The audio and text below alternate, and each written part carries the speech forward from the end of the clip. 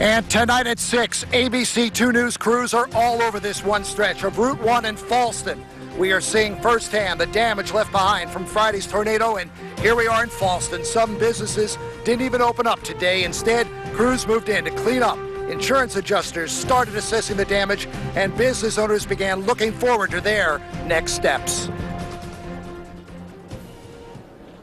I'm recovering in shock trauma. I got a steel rod in my leg. I broke my leg, and my arm I popped out of socket, and they put it back in. I hope I don't have to get surgery and get it back in. So when I went to go look outside to check and see what's going on out there, the daggone twister was sitting right at the front door, and I couldn't run fast enough to get away from it. 2 seconds, and I was on the ground with a 3,500 pound concrete wall on top of me. Did you think this was it, bud? Yep, I thought I was a dead soldier. That's what I thought I was. My good buddy from Forest Hill, Lamar Kennard. That's my #1 man right there. He saved my life. Tomorrow I get out of this hospital and I go to a rehab facility where they're going to teach me how to walk. I got to learn how to walk all over again.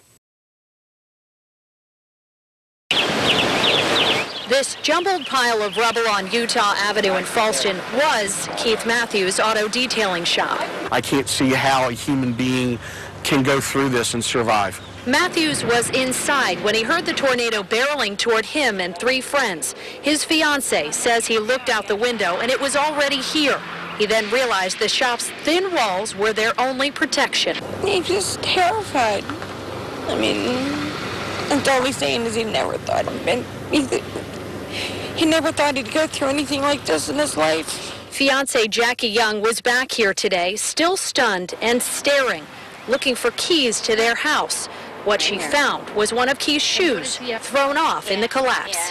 He had an angel on his shoulder or something. Keith and 2 others were hurt in Friday's storms, which left a swath of damage along Route 1. It's an act of God, and you just have to take it the way it is. Milt Yoder was coming out of surgery in Baltimore County when he got the call his office in Fallston had been hit.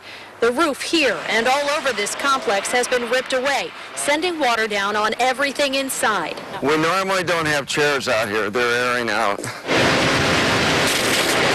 Now it's air from these fans, the hard work of crews, and the passage of time that will fix what's been ruined by a tornado that tore up this road, showing its strength at random, knocking down a fence here, turning over a car there, doing damage at will. To see it all just in pieces was very shocking. Pieces that can be picked up and put back together.